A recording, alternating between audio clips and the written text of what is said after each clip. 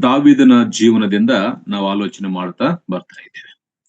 ಪರಿಶುದ್ಧ ಗ್ರಂಥದಲ್ಲಿ ಅನೇಕ ಮಂದಿ ಭಕ್ತರು ಯವನ ಕಾಲದಲ್ಲಿ ದೇವರಿಗಾಗಿ ಉಪಯೋಗಿಸಲ್ಪಟ್ಟು ದೇವರ ಕೈಯಲ್ಲಿ ಅವರ ಬಲವಾದಂತ ಸಾಧನಗಳಾಗಿ ಉಪಯೋಗಿಸಲ್ಪಟ್ಟು ಅನೇಕ ಮಹಾ ದೊಡ್ಡ ಕಾರ್ಯಗಳು ಮಾಡುವಂತ ಜನರು ನಮ್ಮ ಮಧ್ಯದಲ್ಲಿದ್ದಾರೆ. ಅದರಲ್ಲಿ ಒಬ್ಬರು ದಾವೀದನು.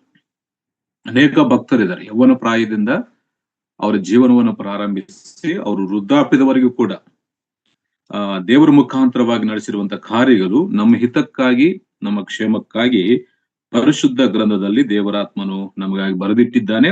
ಅದರಲ್ಲಿ ಒಬ್ಬರಾಗಿರುವಂತಹ ದಾವೀದನ ಬಗ್ಗೆ ನಾವು ಆಲೋಚನೆ ಮಾಡುತ್ತಾ ಬರ್ತಾ ಇದ್ದೇವೆ. ನಾನು ಮೊದಲು ದೇವರ ವಾಕ್ಯವನ್ನು ಓದಿಕೊಳ್ತೇನೆ, ಆಮೇಲೆ ನಾವು ವಿಷಯಗಳನ್ನು ಆಲೋಚನೆ ಮಾಡೋಣ. ಮೊದಲನೇ ಸಮುವೇಲನ ಗ್ರಂಥ 16ನೇ ಅಧ್ಯಾಯ 1ನೇ ವಚನವನ್ನು ಮತ್ತೊಂದು ಸಾರಿ ನಾನು ಓದ್ತಾ ಇದ್ದೇನೆ. ಮೊದಲನೇ ಸಮುವೇಲನ ಗ್ರಂಥ 16ನೇ ಅಧ್ಯಾಯ 1ನೇ ವಚನ. ಯೆಹೋವನು ಸಮುವೇಲನಿಗೆ, ನಾನು ಸೌಲನನ್ನು ಇಸ್ರಾಯೇಲಿಯರ ಅರಸನಾಗಿರುವುದಕ್ಕೆ ಅಯೋಗ್ಯನೆಂದು ತಳ್ಳಿಬಿಟ್ಟೆನಲ್ಲ, ನೀನು ಅವನಿಗೋಸ್ಕರ ಎಷ್ಟರವರೆಗೆ ದುಃಖಿಸುತ್ತಿರುವಿ? ಕೊಂಬನ್ನು ಎಣ್ಣೆಯಿಂದ ತುಂಬಿಸಿಕೊಂಡು ಬಾ, ನಾನು ನಿನ್ನನ್ನು ಬೆತ್ಲೆಹೇಮಿನವನಾದ ಇಷಯನ ಬಳಿಗೆ ಕಳುಹಿಸುತ್ತೇನೆ. ಅವನ ಮಕ್ಕಳಲ್ಲಿ ಒಬ್ಬನನ್ನು ಅರಸನ್ನಾಗಿ ಆರಿಸಿಕೊಂಡಿದ್ದೇನೆ ಎಂದು ಹೇಳಿದನು. ಹಾಗೆಯೇ 7ನೇ ವಚನವನ್ನು ಕೂಡ ಓದೋಣ. 7ನೇ ವಚನ. ಆದರೆ ಯೆಹೋವನು ಸಮುವೇಲನಿಗೆ, ನೀನು ಅವನ ಚೆಲುವಿಕೆಯನ್ನು ನೀಲವನ್ನು ನೋಡಬೇಡ, ನಾನು ಅವನನ್ನು ತಳ್ಳಿಬಿಟ್ಟಿದ್ದೇನೆ. ಯೆಹೋವನು ಮನುಷ್ಯರಂತೆ ಹೊರಗಿನ ತೋರಿಕೆಯನ್ನು ನೋಡದೆ ಹೃದಯವನ್ನೇ ನೋಡುವವನಾಗಿದ್ದಾನೆ. ಹಾಗೆಯೇ 12ನೇ ವಚನ ಓದ್ಕೊಳ್ಳೋಣ.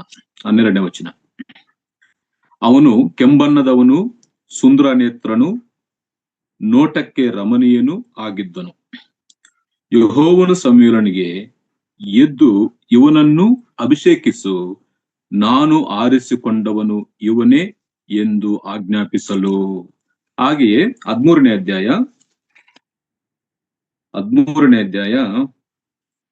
13-14 2 ವಚನ ಓದೋಣ. 13ನೇ ಅಧ್ಯಾಯ 13-14. ಆಗ ಸಮುವೇಲನು, ನೀನು ಬುದ್ಧಿಹೀನ ಕಾರ್ಯವನ್ನು ಮಾಡಿದೆ, ನೀನು ನಿನ್ನ ದೇವರಾದ ಯೆಹೋವನ ಆಜ್ಞೆಯನ್ನು ಕೈಕೊಳ್ಳಲಿಲ್ಲ. ಕೈಕೊಂಡಿದ್ದರೆ ಆತನು ನಿನ್ನ ರಾಜ್ಯವನ್ನು ಇಸ್ರಾಯೇಲಿನಲ್ಲಿ ಶಾಶ್ವತವಾಗಿ ಸ್ಥಿರಪಡಿಸುತ್ತಿದ್ದನು. ಈಗಲಾದರೂ ನಿನ್ನ ಅರಸತನವು ನಿಲ್ಲುವುದಿಲ್ಲ. ನೀನು ಯೆಹೋವನ ಆಜ್ಞೆಯನ್ನು ಕೈಕೊಳ್ಳದೆ ಹೋದದ್ದರಿಂದ ಆತನು ತನಗೆ ಒಪ್ಪುವ ಬೇರೊಬ್ಬ ಪುರುಷನನ್ನು ತನ್ನ ಪ್ರಜೆಯ ಮೇಲೆ ಪ್ರಭುವಾಗಿ ನೇಮಿಸಿದ್ದಾನೆ ಎಂದು ಹೇಳಿದನು. ದೇವರು ಈ ವಾಕ್ಯಗಳನ್ನು ನಮ್ಮೆಲ್ಲರಿಗಾಗಿ ಆಶೀರ್ವದಿಸಿ ತನ್ನ ಆತ್ಮನ ಮೂಲಕ ಆತನೇ ಅನುಗ್ರಹಿಸಿಕೊಳ್ಳಿ. ಪ್ರಿಯರೇ, ನಾವು ಓದಿರುವಂತ ಈ ಎಲ್ಲಾ ವಚನಗಳಲ್ಲಿ ದೇವರು ಅರಸನಾದಂತ ಸೌಲನನ್ನು ತಳ್ಳಿಬಿಟ್ಟು ಅವನನ್ನು ಅರಸತನದಿಂದ ತೊಲಗಿಸಿ ಯವನಸ್ಥನಾದಂತ ದಾವೀದನನ್ನು ಆರಿಸಿಕೊಂಡಿರುವಂತ ಒಂದು ವಾಕ್ಯ ಭಾಗಗಳನ್ನು ನಾವು ಓದಿದ್ದೇವೆ. ಕಳೆದ ವಾರದಲ್ಲಿ ಸೌಲನನ್ನು ದೇವರು ಯಾಕೆ ತಳ್ಳಿಬಿಟ್ಟನು ಅಂತ ನಾವು ನೋಡುವಾಗ ಒಂದು 3 ಕಾರಣಗಳನ್ನು ನಾನು ತಿಳಿಸಿದ್ದೇನೆ. ಅದ್ರ ವಿವರಣೆ ಹೇಳಲಿಲ್ಲ, ಸರಳವಾಗಿ 3 ಕಾರಣಗಳು. ಆದ್ರೆ ನಾವು ಓದಿರುವಂತ 16ನೇ ಅಧ್ಯಾಯದ 1ನೇ ವಚನದಲ್ಲಿ ಅವನು ಅಯೋಗ್ಯನೆಂದು ತಳ್ಳಿಬಿಟ್ಟನಲ್ಲ, ಸೌಲನು ಅಯೋಗ್ಯನು ಅಂತ ಹೇಳಿ. ಅಯೋಗ್ಯನಲ್ಲಿಕ್ಕೆ 3 ಕಾರಣಗಳು ನಾವು ನೋಡಿದ್ದೇವೆ. ಅವನು ದೇವರ ಚಿತ್ತಕ್ಕೆ ಬದಲಾಗಿ ತನ್ನ ಚಿತ್ತವನ್ನು ನೆರವೇರಿಸಲಿಕ್ಕೆ ಅವನು ಮನಸ್ಸುಳ್ಳವನಾಗಿರ್ತಾನೆ. ಅಂದ್ರೆ ದೇವರ ಚಿತ್ತಕ್ಕೆ ಬದಲಾಗಿ ತನ್ನ ಇಷ್ಟವನ್ನು ಆತ ನೆರವೇರಿಸಿದನು ಮತ್ತು ತನ್ನ ಆಜ್ಞೆ ಪ್ರಕಾರ ಜನರನ್ನು ಪಾಪ ಮಾಡ್ಲಿಕ್ಕೆ ಅವನು ಕಾರಣ ಆಗ್ತಾನೆ. 3ನೇದಾಗಿ ದೇವರು ಕೊಟ್ಟಂತ ಆಜ್ಞೆಯನ್ನು ಪಾಲಿಸದೆ ಅದನ್ನು ಅತಿಕ್ರಮಿಸಿ ಅವನ ಆರಾಧನೆ ಮಾಡ್ತಾನೆ. ಈ 3 ಕಾರಣಗಳಿಂದ ಸೌಲನು ಅಯೋಗ್ಯನಂತೇಳಿ ದೇವರು ಅವನನ್ನು ತಳ್ಳಿಬಿಟ್ಟಿದ್ದು ವಾಕ್ಯದಲ್ಲಿ ಗಮನಿಸಿದೆ. ನೀವು ಸ್ವಲ್ಪ ಸಮಯ ಇದ್ದಾಗ ಆ ವಚನ ಓದಿ ನಿಮ್ಗೆ ಅರ್ಥವಾಗ್ತದೆ. ಮೊದಲನೇ ಸಮುವೇಲನ ಗ್ರಂಥ 13ನೇ ಅಧ್ಯಾಯ 8-12 ವಚನಗಳಲ್ಲಿ ಅವನು ದೇವರ ಚಿತ್ತಕ್ಕೆ ಬದಲಾಗಿ ತನ್ನ ಇಷ್ಟವನ್ನು ನೆರವೇರಿಸಿಕೊಳ್ತಾನೆ. ಆಮೇಲೆ ಎರಡನೇದಾಗಿ ಅದೇ ಮೊದಲನೇ ಸಮುವೇಲ ಗ್ರಂಥ 14ನೇ ಅಧ್ಯಾಯ 1-23 ವಚನಗಳನ್ನು ನಾವು ಓದುವಾಗ ತನ್ನ ಆಜ್ಞೆಯ ಪ್ರಕಾರ ಜನರು ಪಾಪ ಮಾಡ್ಲಿಕ್ಕೆ ಕಾರಣನಾಗ್ತಾನೆ. ಆಮೇಲೆ 15ನೇ ಅಧ್ಯಾಯ 1ರಿಂದ ನಾವು ಓದಬೇಕಾದ್ರೆ 1-22 ವಚನಗಳು ಓದಬೇಕಾದ್ರೆ ನಮ್ಗೆ ಅರ್ಥವಾಗ್ತದೆ, ದೇವರು ಕೊಟ್ಟಂತ ಆಜ್ಞೆಗಳನ್ನು ಅವನು ತಳ್ಳಿಬಿಟ್ಟು ಆಜ್ಞೆಗಳ ಪ್ರಕಾರವಾಗಿ ಜೀವಿಸದೆ ಮಾಡದೆ ಅವನು ಆರಾಧಿಸ್ತಾನೆ. ಮತ್ತೆ ಅದರಿಂದ ದೇವರಿಗೆ ಅವನು ಅಯೋಗ್ಯನಂತೇಳಿ ಅವನನ್ನು ತಳ್ಳಿಬಿಟ್ಟಿರುವಂತದ್ದು ವಾಕ್ಯದಲ್ಲಿ ಗಮನಿಸ್ತೇವೆ. ಅದರ ಪ್ರಾರಂಭದಲ್ಲಿ ಸೌಲನನ್ನು ತಳ್ಳಿ ಬಿಡಬೇಕಂತೇಳಿ ದೇವರ ಆಲೋಚನೆ ಅಲ್ಲ ಪ್ರಿಯರೇ. ಪ್ರಾರಂಭದಲ್ಲಿ ಅವನ ರಾಜ್ಯವು ಶಾಶ್ವತವಾಗಿ ಇರಬೇಕಂತೇಳಿ ದೇವರು ಅವನ ನೇಮಿಸಿದ್ದಾನೆ. ಮಧ್ಯದಲ್ಲಿ ತಳ್ಳಿ ಬಿಡಬೇಕಂತೇಳಿ ದೇವರು ಅವನ ನೇಮಿಸಲಿಲ್ಲ. ವಾಕ್ಯದಲ್ಲಿ ಗಮನಿಸ್ತೇವೆ. 13ನೇ ವರ್ಷದಲ್ಲಿ ನಿನ್ನ ರಾಜ್ಯವು ಇಸ್ರಾಯೇಲ್ ಶಾಶ್ವತವಾಗಿ ಸ್ಥಿರಪಡಿಸುತ್ತಿದ್ದನು.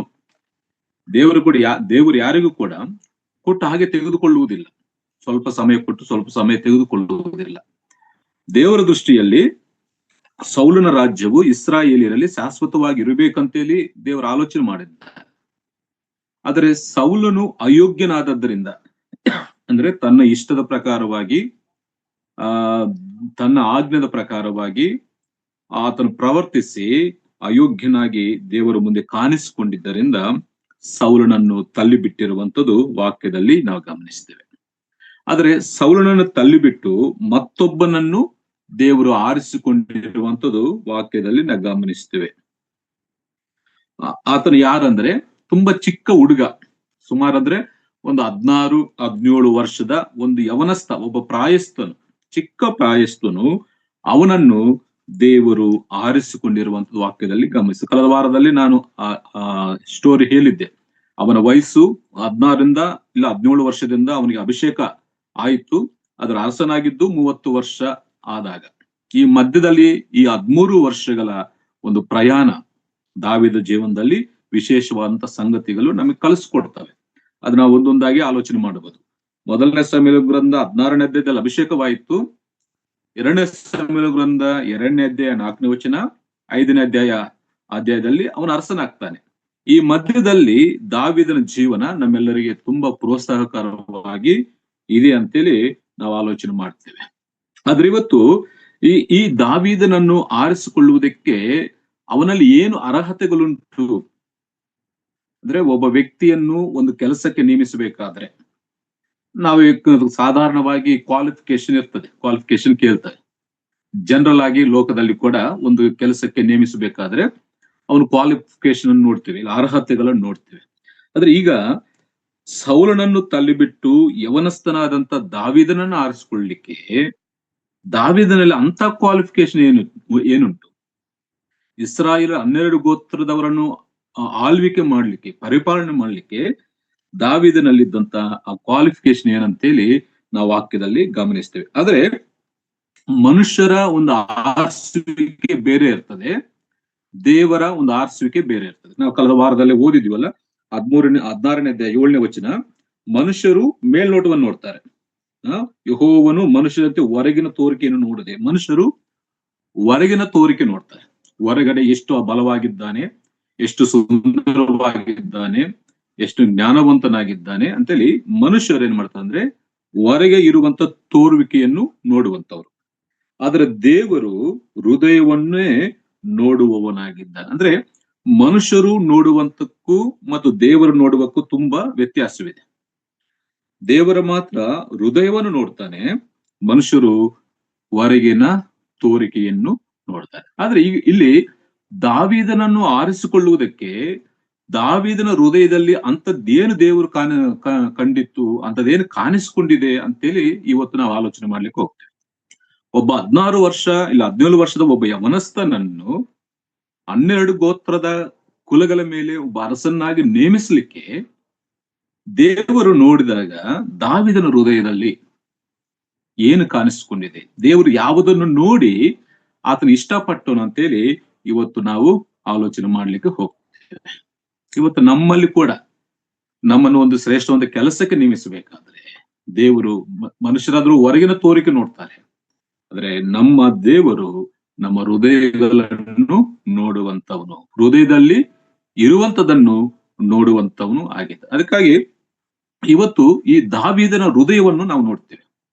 ಈ 16 ವರ್ಷ ಹುಡುಗ, ಆತನ ಇನ್ನು ಯುದ್ಧಗಳು ಮಾಡ್ಲಿಲ್ಲ, ಅರಸನಾಗ್ಲಿಲ್ಲ, ಬರೋದಿಲ್ಲ, ಯಾವ ಅನುಭವ ಇರಲಿಲ್ಲ, ಇನ್ನು ಕುರಿಗಳನ್ನು ಕಾಯ್ತಿರುವಂತ ಒಂದು ಹುಡುಗ. ಅಲ್ಲಿ ಹೇಳ್ತಾರಲ್ಲ, ಇನ್ನೊಬ್ಬನಿದ ಚಿಕ್ಕವನಿದ್ದಾನೆ, ಒಬ್ಬನಿರ್ತಾನೆ, 11ನೇ ವಚನ, ಇವರೆಲ್ಲರಿಗಿಂತಲೂ ಚಿಕ್ಕವನೊಬ್ಬನಿರ್ತಾನೆ, ಅವನು ಕುರಿ ಮೇಯಿಸುವುದಕ್ಕೆ ಹೋಗಿದ್ದಾನಂತೆ. ಈ ಕುರಿ ಮೇಯಿಸುವಂತ ಈ ಯವನಸ್ಥನು, ಈ ಕಾಡಲ್ಲಿರುವಂತ ಈ ಯವನಸ್ಥನ ಹೃದಯದಲ್ಲಿ ಅಂತದ್ದೇನು ದೇವರಿಗೆ ಸಿಕ್ತು?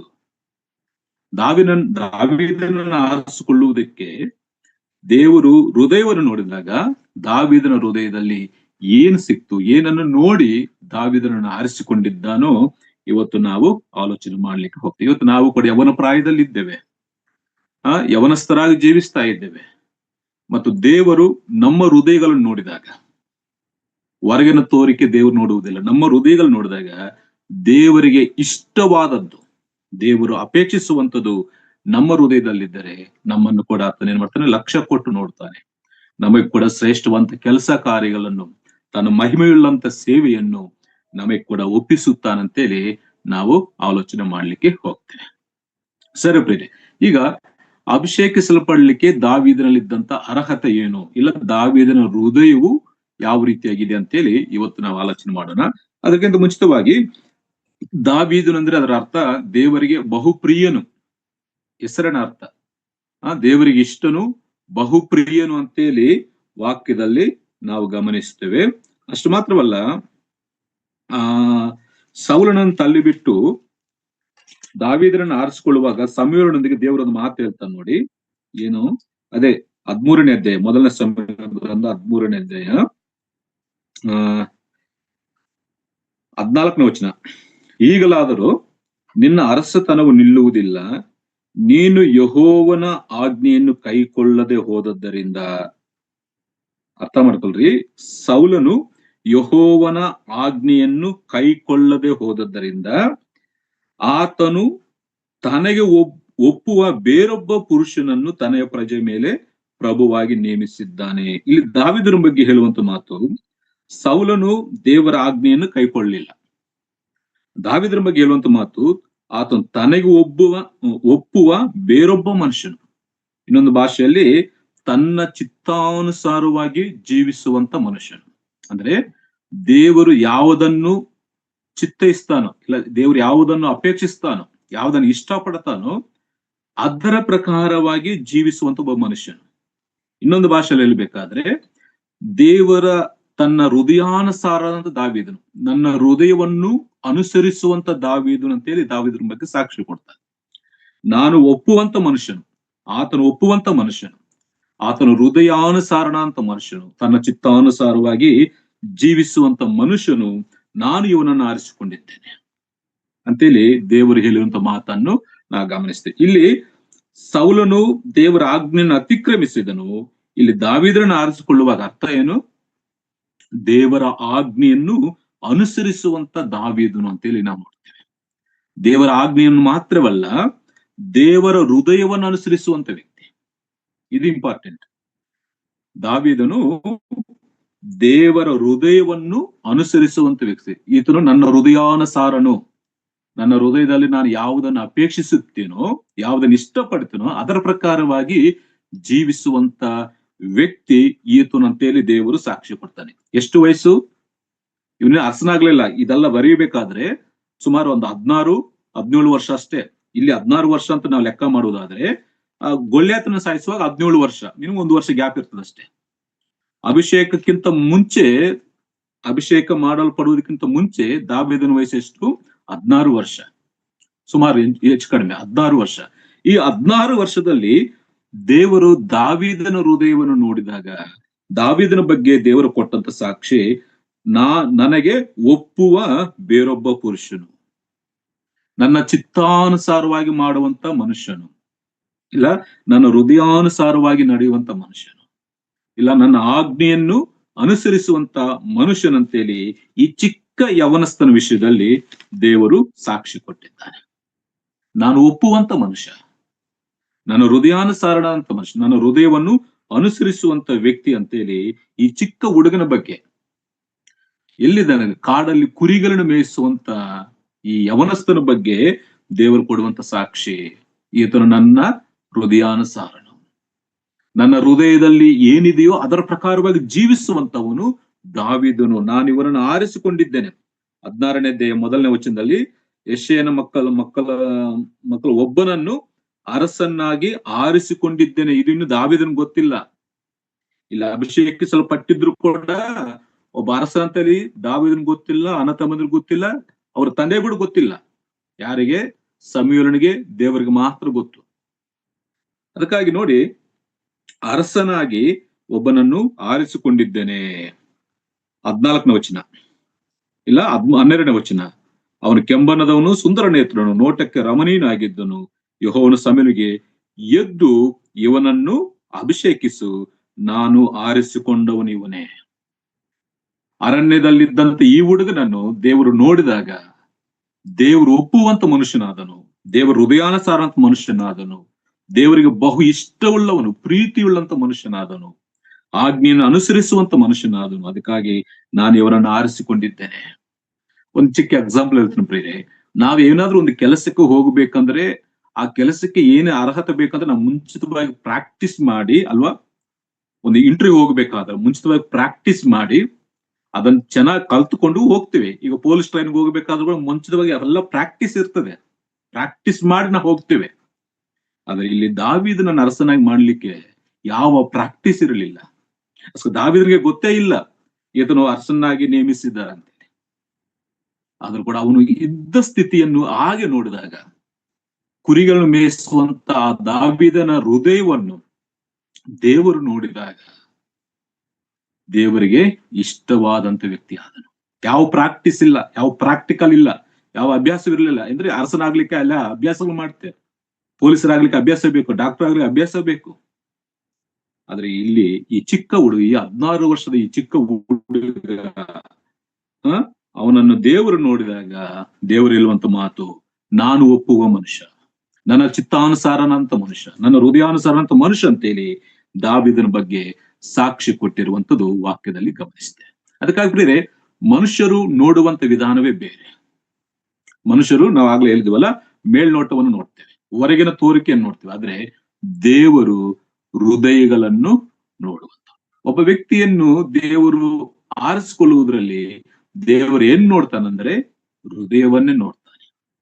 ನಿನ್ನ ಜ್ಞಾನ, ನಿನ್ನ ಶಕ್ತಿ, ನಿನ್ನ ಸಾಮರ್ಥ್ಯ, ನಿನ್ನ ದುಡ್ಡು, ಇದ್ಯಾವುದು ನೋಡುವುದಿಲ್ಲ ಪ್ರಿಯರೇ. ದೇವ್ರು ನೋಡುವಂಥದ್ದು ಹೃದಯವನ್ನು ನೋಡ್ತಾನೆ. ಹೃದಯದಲ್ಲಿ ಎಷ್ಟು ನಂಬಿಗಸ್ತಿಕೆ ಇದೆ, ಎಷ್ಟು ಪ್ರಾಮಾಣಿಕನಾಗಿದೆ ಅಂತೇಳಿ ಆ ಹೃದಯವನ್ನು ಲಕ್ಷ್ಯವಿಟ್ಟು ನೋಡುವವನಾಗಿದ್ದಾನೆ. ನೋಡಿ 7ನೇ ವಚನದಲ್ಲಿ ದೇವರ ತೋರಿಗೆ ನೋಡದೆ ಯೆಹೋವನು ಹೃದಯವನ್ನೇ ನೋಡುವವನಾಗಿದ್ದಾನೆ. ಹೃದಯವನ್ನೇ ನೋಡು. ಮತ್ತೊಂದು ಭಾಷೆಯಲ್ಲಿ ಹೃದಯವನ್ನು ಲಕ್ಷ್ಯ ಕೊಟ್ಟು ನೋಡುವಂತವನು. ಈ ಲಕ್ಷ್ಯ ಕೊಟ್ಟು ನೋಡುವುದು ಅಂದ್ರೆ ಅರ್ಥ ಏನಂದ್ರೆ ಅವರಿಂದ ಏನಾದ್ರೂ ಸಿಗ್ತದೆ, ಅವರಿಂದ ಏನಾದ್ರೂ ನಮ್ಗೆ ಸಿಗ್ತದೆ ಅಂತೇಳಿ ದೃಷ್ಟಿಸಿ ನೋಡುವಂತ, ಲಕ್ಷ್ಯ ಕೊಟ್ಟು ನೋಡುವಂತ. ಈಗ ದೇವರು ಈ ಮನುಷ್ಯರನ್ನು ಆರಿಸಿಕೊಳ್ಳುವಂತ ವಿಧಾನದಲ್ಲಿ ದಾವೀದನ ಹೃದಯವನ್ನು ಲಕ್ಷ್ಯ ಕೊಟ್ಟು ನೋಡಿದಾಗ ದೇವರು ಏನು ಸಿಕ್ತು ಅನ್ನುವಂಥದ್ದು ಇವತ್ತು ನಾವು ಆಲೋಚನೆ ಮಾಡ್ತೇವೆ. ಅಂದ್ರೆ ಏನಾದ್ರೂ ಸಿಗ್ತದ ಅಂತೇಳಿ ನಾವು ನೋಡ್ತೀವಿ. ಅದಕ್ಕೆ ಒಂದು ಚಿಕ್ಕ ಎಕ್ಸಾಂಪಲ್ ಹೇಳ್ತೇನೆ. ಅಪೊಸ್ತಲ ಕೃತ್ಯ 3ನೇ ಅಧ್ಯಾಯದಲ್ಲಿ, ಅಪೊಸ್ತಲ ಕೃತ್ಯ 3ನೇ ಅಧ್ಯಾಯದಲ್ಲಿ ಅಲ್ಲಿ ಒಬ್ಬ ಭಿಕ್ಷುಕನಿರ್ತಾನಲ್ಲ, ಆ ಪದವನ್ನ ಅಲ್ಲಿ ಓದ್ತೀವಿ ನಾವು. 3ನೇ ಅಧ್ಯಾಯ, ಅಪೊಸ್ತಲ ಕೃತ್ಯ 3ನೇ ಅಧ್ಯಾಯದಲ್ಲಿ ಆ ಪದವನ್ನು ಓದ್ಕೊಂಡು ನಾನು ಇಲ್ಲಿ ಬರ್ತೀನಿ. 3ನೇ ಅಧ್ಯಾಯ 5ನೇ ವಚನ ಇಲ್ಲ 4ನೇ ವಚನ ನೋಡಿ. ಪೇತ್ರ ಯೋಹಾನರಿಬ್ಬರು ಅವನನ್ನು ದೃಷ್ಟಿಸಿ ನೋಡಿದರು. ಪೇತರು ನಮ್ಮನ್ನು ನೋಡು ಅಂದನು. ಈ ಸ್ಟೋರಿಗೆ ನಾನು ಹೋಗ್ತಾ ಇಲ್ಲ. ಪೇತ್ರ ಭಿಕ್ಷೆಗೆ ನಮ್ಮನ್ನು ನೋಡು ಅಂದನು. 5ನೇ ವಚನ, ಅವನು ಅವರಿಂದ ಏನಾದರೂ ದೊರಕಿತ್ತೆಂದು ನಿರೀಕ್ಷಿಸಿ ಅವರನ್ನು ಲಕ್ಷ್ಯವಿಟ್ಟು ನೋಡಿದನು. ಈ ಲಕ್ಷ್ಯವಿಟ್ಟು ನೋಡಿದ್ರು ಅಂತ ಪದಕ್ಕೆ ಅರ್ಥ ಏನಂತಂದ್ರೆ ಏನಾದ್ರೂ ಸಿಗ್ತದೆ, ಅವರಿಂದ ನನ್ಗೆ ಏನಾದ್ರೂ ಸಿಗ್ತದಂತೇಳಿ ನೋಡುವಂತ. ಇಲ್ಲಿ ಭಿಕ್ಷಕನು ಈ ಪೇತ್ರ ಯೋಹಾನರನ್ನು ಹೆಂಗ್ ನೋಡ್ತಾ ಇದ್ದಾನೆ? ಅವರಿಂದ ನನಗೆ ಏನಾದ್ರೂ ಸಿಗ್ತದಂತೇಳಿ ನಿರೀಕ್ಷೆದಿಂದ ಲಕ್ಷ್ಯವಿಟ್ಟು ನೋಡಿದನು. ಇಲ್ಲಿ ದೇವರು ಕೂಡ ಈ ಅರಸತನಕ್ಕೆ ಆರಿಸಿಕೊಳ್ಳುವಾಗ, ಮನುಷ್ಯರನ್ನು ಆರಿಸಿಕೊಳ್ಳುವಾಗ ಆತನ ಏನ್ ಮಾಡ್ತಾನೆ? ಹೃದಯವನ್ನು ಲಕ್ಷ್ಯವಿಟ್ಟು ನೋಡ್ತಾನಂತೆ. ಇವನ ಹೃದಯದಲ್ಲಿ ಏನಿದೆ, ಇವನ ಹೃದಯದ ಮೂಲಕವಾಗಿ ನನಗೆ ಏನ್ ಸಿಗ್ತದೆ ಅಂತ ಹೇಳಿ ದೇವರು ಕೂಡ ಹೃದಯಗಳನ್ನು ಲಕ್ಷ್ಯವಿಟ್ಟು ನೋಡುವವನಾಗಿದ್ದಾನೆ. ಪ್ರಿಯರೇ, ಇಲ್ಲೊಂದು ಮಾತು ಹೇಳ್ತಾನೆ. ನಮ್ಮೆಲ್ಲರಿಗೂ ಕೂಡ ಎರಡು ರೂಪ ಇರ್ತದೆ, ಒಂದಲ್ಲ ಎರಡು ರೂಪ ಇರ್ತದೆ. ಒಂದು ಹೊರಗಿನ ತೋರಿಕೆ, ಒಂದು ಇನ್ನೊಂದು ಒಳಗಿನ, ಅಂದ್ರೆ ಹೊರಗಡೆ ಜೀವನ ಒಂದು, ಒಳಗೆ ಜೀವನ ಒಂದು. ಔಟರ್ ಲೈಫ್, ಇನ್ನರ್ ಲೈಫ್ ಅಂತ ಕರಿತೀವಿ. ಹೊರಗಿನ ಜೀವನ ಮತ್ತು ಒಳಗಿನ ಜೀವನ. ಅಂದ್ರೆ ಮನುಷ್ಯರು ಯಾವಾಗಲೂ ಕೂಡ ಈ ಔಟರ್ ಲೈಫ್, ಹೊರಗಿರುವಂತ ಜೀವನವನ್ನು ನೋಡ್ತಾರೆ. ಅದು ನಿಜವಾದಂತ ಜೀವನವಲ್ಲ. ಈ ಹೊರಗಡೆ ಕಾಣಿಸಿಕೊಳ್ಳುವಂತ ಜೀವನ, ಈ ಹೊರಗೆ ಕಾಣಿಸಿಕೊಳ್ಳುವಂತ ಜೀವನ ಅದು ನಿಜವಲ್ಲ. ಅದೆಲ್ಲ ನಟಿಸುವಂತ ಜೀವನವೇ. ಜನರು ಅದನ್ನು ನೋಡಿ ಮೋಸ ಹೋಗ್ತಾರೆ. ಹೊರಗಡೆ ಕಾಣಿಸುವಂತ ಜೀವನ, ಔಟರ್ ಲೈಫ್ ಅನ್ನು ನೋಡಿ ಜನ ಅದು ನಿಜವಾದ ಜೀವನವಲ್ಲ. ಆದ್ರೆ ಒಳಗಿರುವಂತ ಜೀವನ ಇದೆಯಲ್ಲ, ಇನ್ನರ್ ಲೈಫ್, ನಮ್ಮ ಒಳಗಿರುವಂತ ಜೀವನವೇ ನಿಜವಾದಂತ ಜೀವನ. ಅದೇ ಸ್ಟ್ಯಾಂಡರ್ಡ್. ಹೊರಗಡೆ ನಾವ್ ಏನ್ ಬೇಕಾದ್ರೂ ನಟನ ಮಾಡಬಹುದು, ವೇಷ ಹಾಕಿಕೊಳ್ಳಬಹುದು, ಕಲ್ಲರ್ ಹಚ್ಕೋಬಹುದು, ಒಳ್ಳೆ ಒಳ್ಳೆ ಡ್ರೆಸ್ ಹಾಕೋಬಹುದು. ಇದು ನಿಜವಾದ ಜೀವನವಲ್ಲ. ಅಂದ್ರೆ ಒಳಗೆ ಒಂದೊಂದು ಜೀವನವಿದೆ, ಇನ್ನರ್ ಲೈಫ್ ಅಂತ ಹೇಳಿ, ಅದು ನಿಜವಾದ ಜೀವನ. ಅದರಲ್ಲಿ ಏನಿದೆ ಅದೇ ನಿನ್ನ ರಿಯಾಲಿಟಿ. ಅದೇ ದೇವರು ಯಾವ್ದನ್ನು ನೋಡ್ತಾನೆ? ಈ ಹೊರಗೆ ಕಾಣಿಸುವಂತ ಈ ಜೀವನವನ್ನು ನೋಡುವುದಿಲ್ಲ, ನಮ್ಮ ಒಳಗಿರುವಂತ ಆ ಜೀವನವನ್ನು ಆತ ನೋಡ್ತಾನೆ. ನೋಡಿ, ಇಲ್ಲಿ 7ನೇ ವಚನದಿಂದ ನಾವು ಗಮನಿಸುವಾಗ ಅಲ್ಲಿ ಸುಮಾರು 7 ಮಂದಿ ಮಕ್ಕಳು ಬರ್ತಾರೆ ಅಲ್ಲ, 7 ಮಂದಿ ಮಕ್ಕಳು ಬರ್ತಾರೆ. ಸಮಯ ಹೇಳ್ತಾನೆ, ನಿಮ್ ಮಕ್ಕಳಲ್ಲಿ ಇಷ್ಟೇ ಮಂದಿಯೋ ಒಂದು ಕೇಳಲು. ಸುಮಾರು 10ನೇ ವಚನದಲ್ಲಿ, ಹೀಗೆ ಇಷಯನು ತನ್ನ ಮಕ್ಕಳಲ್ಲಿ 7 ಮಂದಿಯನ್ನು ಅವನ ಬಳಿಗೆ ಬರ ಮಾಡಿದನು. 7 ಜನರು ಬರ್ತಾರೆ. ಇದರಲ್ಲಿ ಯಾರನ್ನು ಕೂಡ ದೇವರು ಅದನ್ನು ಆರಿಕೆ ಮಾಡಿಕೊಂಡಿಲ್ಲ, ಆರಿಸಿಕೊಂಡಿಲ್ಲ. ಅಂದ್ರೆ ಇವರೆಲ್ಲ ನೋಡಿದ ಕೂಡ ಸಮಯ ಹೇಳ್ತಾನೆ, ಆಹಾ ಅವನ ಚೆಲುವಿಕೆಯನ್ನು, ನೀಲವನ್ನು ನೋಡಬೇಡ ಅಂತೇಳಿ. ಸಮೀಲನು ದೇವರು ಇವನನ್ನು ಆರಿಸಿಕೊಂಡಿರ್ಬೇಕು, ದೇವರು ಇವರನ್ನು ಆರಿಸಿಕೊಂಡಿದ್ದ ಸಮೀಲನು ಮಾತಾಡ್ತಾನೆ. ಆದ್ರೆ ದೇವರು ಹೇಳ್ತಾನೆ, ನಾನು ಇವರೆಲ್ಲರನ್ನು ತಳ್ಳಿಬಿಟ್ಟಿದ್ದೇನೆ. ದೇವರು ಆರಿಸಬೇಕು. ನೋಡಿ, ಆ 7 ಮಂದಿಯನ್ನು ದೇವರು ಆರಿಸಿಕೊಂಡಿಲ್ಲ.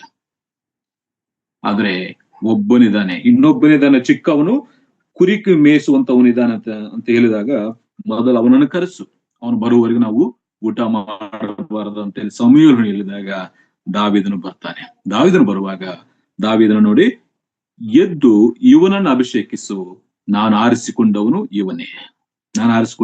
ದೇವರು ಅನೇಕ ಜನ ಆರಿಸಿಕೊಳ್ಳುವುದಿಲ್ಲ ಪ್ರೇರೆ. ಇವತ್ತು ಲೋಕದಲ್ಲಿ ನಮಗಿಂತ ಶ್ರೇಷ್ಠರು, ನಮಗಿಂತ ಜ್ಞಾನವಂತರು, ನಮಗಿಂತ ಬುದ್ಧಿವಂತರು, ನಮಗಿಂತ ಸ್ಥಿತಿವಂತರು, ಐಶ್ವರ್ಯವಂತರು ಎಷ್ಟೋ ಜನರಿದ್ದಾರೆ. ದೇವರು ಎಲ್ಲರನ್ನ ಆರಿಸಿಕೊಳ್ಳುವುದಿಲ್ಲ ಪ್ರೇರೆ. ತನ್ನ ಉನ್ನತವಾದಂತ ಮಹಿಮೆಯುಳ್ಳಂತ ಸೇವೆಗಾಗಿ, ತನ್ನ ಕೆಲಸಕ್ಕಾಗಿ ಎಲ್ಲರನ್ನ ಆರಿಸಿಕೊಳ್ಳುವುದಿಲ್ಲ. ಅವ್ರು ಇರಬಹುದು, ಹೈಟು ಎತ್ತರ ಇರಬಹುದು. ಅದು ದೇವರು ಆರಿಸಿಕೊಳ್ಳುವಂಥದ್ದು ಹೃದಯವನ್ನು ನೋಡಿ ಆತನ ಆರಿಸಿಕೊಳ್ತಾರೆ. ಇಲ್ಲಿ ದಾವೀದನನ್ನು ದೇವರು ಆರಿಸಿಕೊಂಡಿದ್ದಾನೆ. ಈಗ ಎದ್ದು ಇವನನ್ನು ಅಭಿಷೇಕಿಸು, ನಾನು ಆರಿಸಿಕೊಂಡವನು ಇವನೇ ಎಂದು ಆಜ್ಞಾಪಿಸಲು.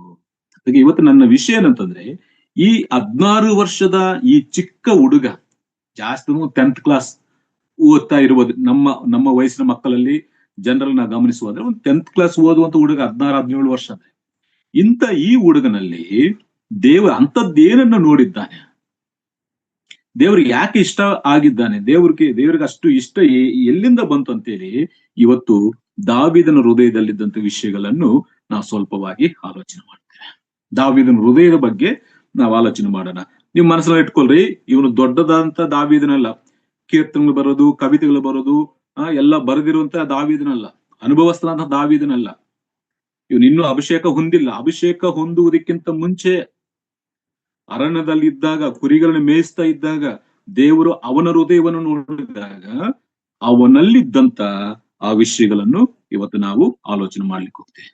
ದೇವರು ದಾವೀದನ ಹೃದಯವನ್ನು ನೋಡಿದಾಗ ದೇವರಿಗೆ ಏನು ಸಿಕ್ತು, ಏನನ್ನು ನೋಡಿ ದೇವರು ದಾವೀದನ ಆರಿಸಿಕೊಂಡಿದ್ದಾನಂತೇಳಿ ನಾವು ವಾಕ್ಯ ಭಾಗದಿಂದ ನಾವು ಕೇಳಿಸ್ಕೊಳ್ತೇವೆ. ಅದಕ್ಕಾಗಿ ಇಲ್ಲಿ ಈ ವಾಕ್ಯ ಭಾಗನ ಓದಬೇಕಾದ್ರೆ 16ನೇ ಅಧ್ಯಾಯ 17ನೇ ಅಧ್ಯಾಯ ಅಲ್ಲಲ್ಲಿ ದಾವೀದು ಕೊಟ್ಟಂತ ಮಾತುಗಳನ್ನ ನಾವು ಗಮನಿಸ್ತೇವೆ. ದಾವೀದನ ಹೃದಯದಲ್ಲಿ ಏನುಂಟು ಅಂತೇಳಿ ಅಲ್ಲಲ್ಲಿ ಆರಿಸ್ಕೊಳ್ಳೋಣ. ದಾವೀದನ ಕೊಟ್ಟಂತ ಸ್ಟೇಟ್ಮೆಂಟ್ಗಳಲ್ಲಿ, ದಾವೀದನ ಕೊಟ್ಟಂತ ಹೇಳಿಕೆಗಳಲ್ಲಿ ದಾವೀದನ ಹೃದಯದಲ್ಲಿ ಏನು ಉಂಟೋ, ಯಾವ್ದು ಇತ್ತೋ ಅದನ್ನು ನಾವು ಆರಿಸಿಕೊಳ್ಳೋಣ. ಅದರಿಂದ ನಾವು ಪಾಠವನ್ನು ಕಲ್ತ್ಕೊಳ್ಳೋಣ. ಆದ್ರೆ ಇಲ್ಲಿ ಹೃದಯ ಅಂದ್ರೆ ಅದು ಒಂದು ಮಾಂಸದ ಮುದ್ದೆ ಅಲ್ಲ. ಜನರಲ್ ಆಗಿ ನಾವು ಹೃದಯ ಅಂದ್ರೆ ಇರುವಂತ ಮಾಂಸದ ಮುದ್ದೆ, ರಕ್ತದ ಮುದ್ದೆ ಅಲ್ಲ ಹೃದಯ ಅಂದ್ರೆ. ಅದನ್ನು ಮೊದಲು ನಾವು ಗಮನಿಸಬೇಕು. ದೇವರು ಈ ಮಾಂಸದ ಮುದ್ದೆ ಈ ದೇಹವನ್ನು ನೋಡುವುದಿಲ್ಲ. ಹೃದಯ ಅಂದ್ರೆ ಅಲ್ಲಿದಂತ ಆ ಮಾಂಸದ ಮುದ್ದೆ ನೋಡುವುದಿಲ್ಲ. ಹೃದಯ ಅಂದ್ರೆ ವಾಕ್ಯ ಹೇಳುವಂತ ಮಾತೇನಂತಂದ್ರೆ, ನೀನು ಮಾಡುವಂತ ಆಲೋಚನೆಗಳು ಹೃದಯಕ್ಕೆ ಸಂಬಂಧಪಟ್ಟದ್ದು, ನಿನ್ನ ಆಶೆಗಳು ಹೃದಯಕ್ಕೆ ಸಂಬಂಧಪಟ್ಟದ್ದು, ನಿನ್ನ ಭಾವನೆಗಳು ಹೃದಯಕ್ಕೆ ಸಂಬಂಧಪಟ್ಟದ್ದು, ನಿನ್ನ ಭಾವೋದ್ರೇಕಗಳು ಹೃದಯಕ್ಕೆ ಸಂಬಂಧಪಟ್ಟದ್ದು, ನಿನ್ನ ಇಷ್ಟಗಳು ಹೃದಯಕ್ಕೆ ಸಂಬಂಧಪಟ್ಟದ್ದು, ನೀನ ಬಯಸುವಂತ ಆಶೆ ಕೋರಿಕೆಗಳು ಹೃದಯಕ್ಕೆ ಸಂಬಂಧಪಟ್ಟದ್ದು, ನಿನ್ನ ವಾಂಛೆ ಇವೆಲ್ಲವೂ ಕೂಡ ಹೃದಯಕ್ಕೆ ಸಂಬಂಧಪಟ್ಟದ್ದು. ದೇವರ ವಾಕ್ಯ ಉಂಟು, ಮಾಂಸದ ಮುದ್ದೆ ಅಲ್ಲ. ಅದು ನಮ್ಮ ಮನಸ್ಸನ್ನ, ಹೃದಯ ಅಂದ್ರೆ ನಮ್ಮ ಆಲೋಚನೆ, ಆಶೆಗಳು, ಭಾವಗಳು, ಭಾವೋದ್ರೇಕಗಳು, ಇಷ್ಟಗಳು, ವಾಂಛೆಗಳು ಇವೆಲ್ಲವನ್ನು ಸೇರಿಸಿ ದೇವರ ವಾಕ್ಯ ಅಂತ ಇದು ಅವನ ಹೃದಯ ಅಂತ. ಅರ್ಥ ಆಯ್ತಾ? ಅದಕ್ಕಾಗಿ ಈ ಹೃದಯ ಅಂದ್ರೆ ನಮ್ಮ ಮನಸ್ಸಿನಲ್ಲಿ ಇಟ್ಟುನ ನಮ್ಮ ಆಲೋಚನೆ, ನನ್ನ ಆಲೋಚನೆ ವಿಧಾನ, ನನ್ನ ಆಶೆ ಇವೆಲ್ಲವೂ ಕೂಡ ಹೃದಯಕ್ಕೆ ಸಂಬಂಧಪಟ್ಟಂತ ವಿಷಯಗಳು. ಅದಾಗಿ ನೋಡಿ ಒಂದು ಮಾತು ಓದೋಣ. ಜ್ಞಾನೋಕ್ತಿ ಪುಸ್ತಕ ನೋಡಿ, ಜ್ಞಾನೋಕ್ತಿ ಪುಸ್ತಕ ಹೃದಯಕ್ಕೆ ಸಂಬಂಧಪಟ್ಟಂತ ಮಾತು ಓದೋಣ. ಜ್ಞಾನೋಕ್ತಿ ಪುಸ್ತಕ 4ನೇ ಅಧ್ಯಾಯ. ಜ್ಞಾನೋಕ್ತಿ ಪುಸ್ತಕ 4ನೇ ಅಧ್ಯಾಯ ಒಂದು ಮಾತು ಓದ್ಕೊಂಡು ಇಲ್ಲಿ ಬರೋಣ. 4ನೇ ಅಧ್ಯಾಯ 21ರಿಂದ ನಾವು ಓದ್ತೀವಿ ನೋಡಿ. 21ರಿಂದ, ನಿನ್ನ ದೃಷ್ಟಿಯು ಅವುಗಳ ಮೇಲೆ ತಪ್ಪದಿರಲಿ, ಅವುಗಳನ್ನು ನಿನ್ನ ಹೃದಯದೊಳಗೆ ಇಟ್ಟುಕೋ.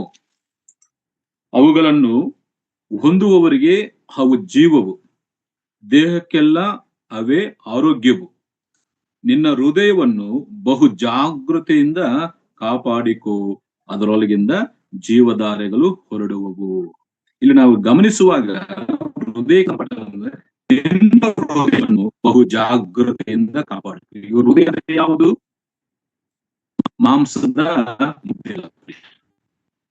ಅಂದ್ರೆ ನಾನೇ ಹೇಳಿದ್ದೆ, ನಮ್ಮ ಆಲೋಚನೆಗಳು, ಭಾವನೆಗಳು, ಭಾವೋದ್ರೇಕಗಳು, ಇಷ್ಟಗಳು ಮತ್ತು ವಾಂಛೆಗಳು ಎಲ್ಲವೂ ಕೂಡ ಹೃದಯಕ್ಕೆ ಸಂಬಂಧಪಟ್ಟ. ಅದಕ್ಕಾಗಿ ನಿನ್ನ ಹೃದಯವನ್ನು ಬಹು ಜಾಗ್ರತೆಯಿಂದ ಕಾಪಾಡಿಕೋ ಅಂದ್ರೆ ಅರ್ಥ, ನಮ್ಮ ಆಲೋಚನೆಗಳು ಕರೆಕ್ಟ್ ಆಗಿ ನೆಟ್ಟಿಗೆ ಇರಬೇಕು ಅಂತೇಳಿ. ಮತ್ತೆ ಅದೇ ರೀತಿ 6ನೇ ಅಧ್ಯಾಯ, ಅದೇ ಜ್ಞಾನೋಕ್ತಿ ಪುಸ್ತಕ 6ನೇ ಅಧ್ಯಾಯ 25ನೇ ವಚನ, ನಿನ್ನ ಹೃದಯವು ಬೆಳಗವನ್ನು ಮೋಹಿಸದಿರಲಿ, ಅವರು ತನ್ನ ಕಣ್ಣು ರೆಪ್ಪೆಗಳಿಂದ ನಿನ್ನನ್ನು ವಶ ಮಾಡಿಕೊಂಡಲು ನೋಡಿಕೋ. ನಿನ್ನ ಹೃದಯವು ಸೌಂದರ್ಯಕ್ಕೆ ಮೋಹಿಸದಿರಲಿ, ನಿಮ್ಮ ಹೃದಯ ಮೋಸಕ್ಕೆ ಹೋಗದಿರಲಿ ಅಂತ. ಅಂದ್ರೆ ಇವತ್ತು ಹೃದಯವನ್ನು ಆಕರ್ಷಿಸುವಂತ ಅಂದ ಚಂದಗಳು ಎಷ್ಟೋ ಇದಾವೆ.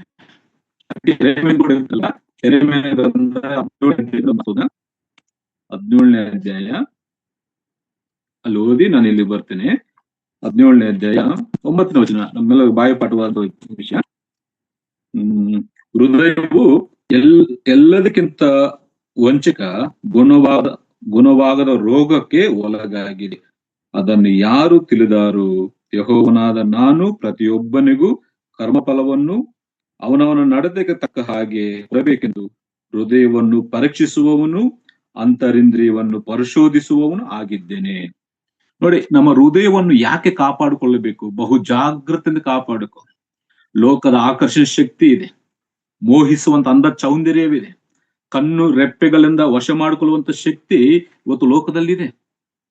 ಅದಕ್ಕಾಗಿ ಯಾಕಂದ್ರೆ ಆ ಹೃದಯವು ಎಲ್ಲದಕ್ಕಿಂತ ವಂಚಕ, ಅದು ಗುಣವಾಗದ ರೋಗಕ್ಕೆ ಒಳಗಾಗಿದೆ ಅಂತ ವಾಕ್ಯದಲ್ಲಿದೆ. ಹೃದಯವನ್ನು ಪರೀಕ್ಷಿಸುವವನು, ಅಂತರಿಂದ್ರಿಯವನ್ನು ಶೋಧಿಸುವವನಾಗಿದೆ ಪ್ರತಿಫಲ ಕೊಡ್ಲಿಕ್ಕೆ. ಅದಕ್ಕಾಗಿ ಇದೆಲ್ಲವನ್ನ ಗಮನಿಸುವಾಗ ಹೃದಯ ಅನ್ನುವಂಥದ್ದು ನಮ್ಮೆಲ್ಲ ಆಲೋಚನೆಗಳಿಗೆ ಆರಂಭ ಅಲ್ಲಿಂದಲೇ. ಹೃದಯ ಅನ್ನುವಂಥದ್ದು ಬರೀ ಮಾಂಸದ ಮುದ್ದೆ ಅಲ್ಲ ಪ್ರಿಯರೇ.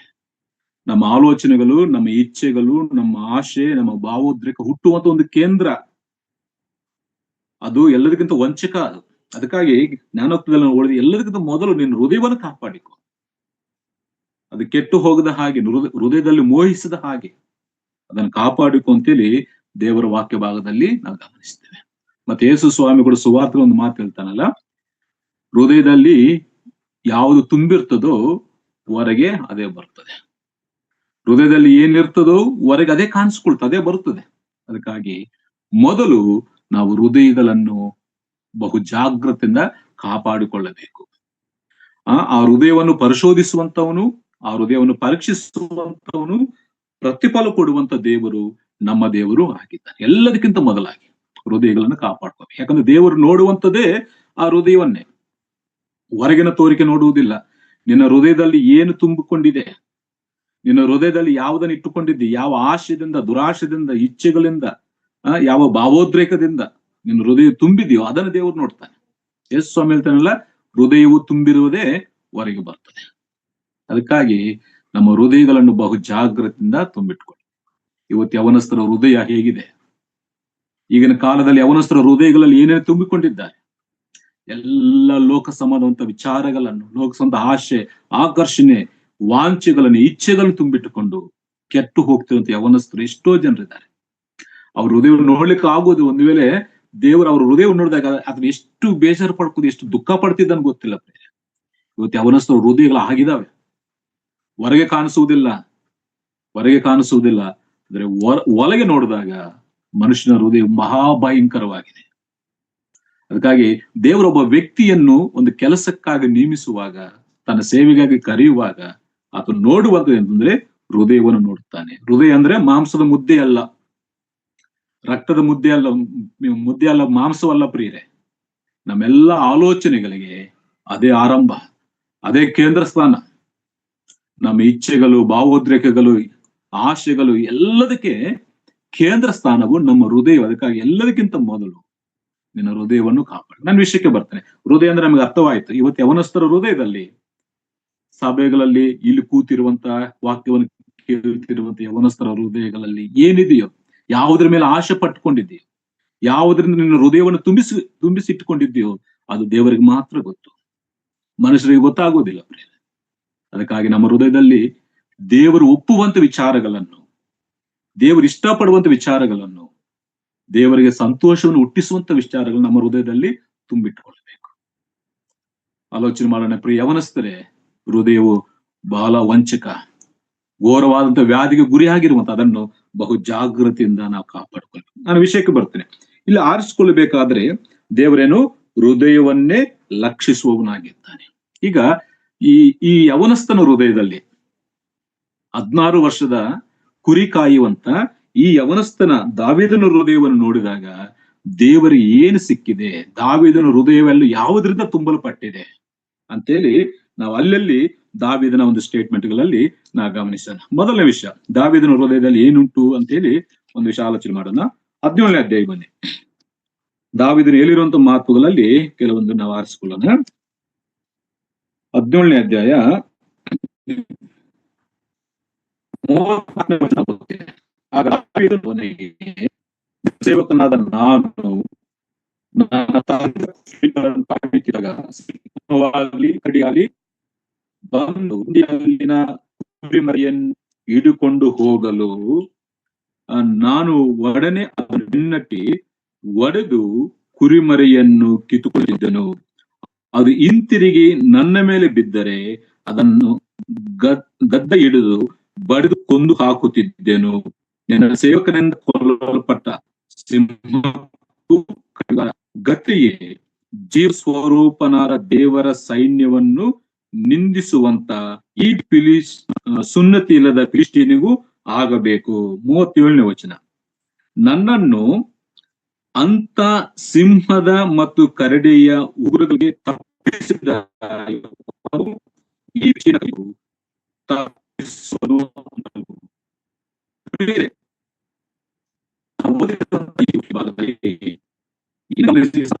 ಎಲ್ಲರೂ ಗೊತ್ತು. ಇದು ಯಾವಾಗ ಯಾವಾಗ ಅರಣ್ಯದಲ್ಲಿ ಕುರಿಗಳನ್ನು ಕಾಯ್ತಾ ಇದ್ದಾಗ, ಇನ್ನು ಅಭಿಷೇಕವಾಗಿಲ್ಲ, ಅಭಿಷೇಕ ಮುಂದೆ ಅರಣ್ಯದಲ್ಲಿ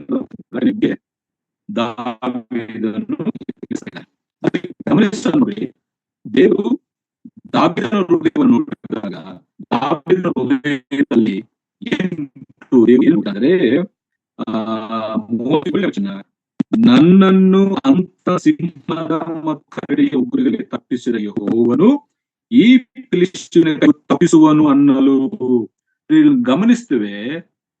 ದಾವೀದನ ಹೃದಯದಲ್ಲಿ ದೇವರ ಮೇಲೆ ಅಪಾರವಾದ ನಂಬಿಕೆ ಇದೆ. ಯಾವಾಗ ಇನ್ನು ಅಭಿಷೇಕ ಹೊಂದಿರಲಿಲ್ಲ ಪ್ರಿಯರೇ. ಈ ಅಭಿಷೇಕಕ್ಕಿಂತ ಮುಂಚಿತವಾಗಿ ದಾವೀದನ ಹೃದಯದಲ್ಲಿ ದೇವರ ಮೇಲೆ ಅಪಾರವಾದ ನಂಬಿಕೆ. ದೇವರು ರಕ್ಷಿಸುವಂತ ದೇವರು ಜೀವ ಸ್ವರೂಪನಾಗಿರುವಂತಹ ದೇವರು, ಜೀವ ಸ್ವರೂಪನಾದಂತ ದೇವರು, ರಕ್ಷಿಸುವ. ಇಲ್ಲಿ ದಾವೀದನ ಹೃದಯವನ್ನು ದೇವರು ನೋಡಿದಾಗ ನಾವು ಗಮನಿಸ್ತೇವೆ, ದೇವರ ಮೇಲೆ ಅಪಾರವಾದಂತ ಒಂದು ನಂಬಿಕೆಯನ್ನು ಆತನು ಇಟ್ಟಿರುವಂತದ್ದು ವಾಕ್ಯದಲ್ಲಿ ನಾವು ಗಮನಿಸುವಂತ ಒಂದು ವಿಷಯ. ದೇವರ ಮೇಲೆ ನಂಬಿಕೆ ಇದೆ, ದೇವರಂದರೆ ಪ್ರೀತಿ ಇದೆ, ಮತ್ತು ಕೃತಜ್ಞತೆ ಇದೆ, ಮತ್ತು ಭಯಭಕ್ತಿ ಕೂಡ ಇರುವಂತದ್ದು ಅಲ್ಲಿ ವಾಕ್ಯದಲ್ಲಿ. ಅಲ್ಲಿ ಕ್ಲಿಷ್ಟವಾದಂತ ಪರಿಸ್ಥಿತಿನಲ್ಲಿ ತನಗಿರುವಂತ ನಂಬಿಕೆಯನ್ನು ಅಲ್ಲಿ ವ್ಯಕ್ತಪಡಿಸ್ತಾ ದಾವೀದನು. ಇಸ್ರಾಯೇಲರಲ್ಲಿ ಓಡಿ ಹೋದರು, ಅದರ ಅಂತ ಕಷ್ಟವಾದಂತ ಪರಿಸ್ಥಿತಿನಲ್ಲಿ ದಾವೀದನಿಗಿರುವಂತ ನಂಬಿಕೆಯನ್ನು ಅಲ್ಲಿ ವ್ಯಕ್ತಪಡಿಸಿರುವಂತದ್ದು ವಾಕ್ಯದಲ್ಲಿ ನಾವು ಗಮನಿಸ್ತೇವೆ. ಹಾಗಾಗಿ ಮೊದಲನೇ ಒಂದು ವಿಷಯ, ದಾವೀದನ ಹೃದಯವನ್ನು ದೇವರು ನೋಡಿದಾಗ ದಾವೀದನ ಹೃದಯದಲ್ಲಿ ದೇವರಿಗೆ ಸ್ಥಾನ ಉಂಟು. ದೇವರ ಮೇಲೆ ಅಪಾರವಾದ ನಂಬಿಕೆ ಇದೆ, ದೇವರ ಮೇಲೆ ಕೃತಜ್ಞತೆ ಇದೆ, ಮತ್ತು ನನ್ನನ್ನು ರಕ್ಷಿಸುವಂತ ದೇವರು ರಕ್ಷಿಸಿದ್ದಾನೆ, ಇನ್ನು ಮುಂದೆ ಕೂಡ ಆತನು ರಕ್ಷಿಸುತ್ತಾನೆ ಎಂಬ ನಂಬಿಕೆ ದಾವೀದನಲ್ಲಿ ಇದೆ. ಅದಕ್ಕಾಗಿ ದಾವೀದನು ನಂಬಿಗಸ್ತನು, ಇಲ್ಲ ದೇವರ ಮೇಲೆ ನಂಬಿಕೆ ಇಟ್ಟಂತವನಂತೇಳಿ ವಾಕ್ಯದಲ್ಲಿ ನಾವು ಗಮನಿಸ್ತೇವೆ. ಒಬ್ಬ ವ್ಯಕ್ತಿಯನ್ನು ದೇವರು ಆರಿಸಿಕೊಳ್ಳುವಾಗ ಹೃದಯವನ್ನು ನೋಡ್ತಾನೆ. ಆ ಹೃದಯದಲ್ಲಿ ದೇವರ ಮೇಲೆ ಎಷ್ಟು ನಂಬಿಕೆ ಇಟ್ಟಿದ್ದಾರೆ, ದೇವರಂದ್ರೆ ಎಷ್ಟು ಕೃತಜ್ಞತೆ ಇದೆ, ದೇವರಂದ್ರೆ ಎಷ್ಟು ಪ್ರೀತಿ ಇದೆ, ಅದನ್ನು ದೇವರು ನೋಡುವಂತ ದೇವರಾಗಿದ್ದಾರೆ. ಅದಕ್ಕಾಗಿ ಇವತ್ತು ನಮ್ಮ ಹೃದಯಗಳನ್ನು ನೋಡಿದರೆ ನಮ್ಮ ಹೃದಯದಲ್ಲಿ ಏನಿದೆ, ಯಾವುದರಿಂದ ನಮ್ಮ ಹೃದಯವು ತುಂಬಲ್ಪಟ್ಟಿದೆ ಅಂತ ಹೇಳಿ ನಮ್ಮನ್ನು ನಾವು ಪರೀಕ್ಷಿಸಿಕೊಳ್ಳೋಣ. ಇಲ್ಲಿ ದಾವೀದನ ಹೃದಯದಲ್ಲಿ ದೇವರು ಮೊದಲು ನೋಡಿದ್ದು ಆ ನಂಬಿಕೆ.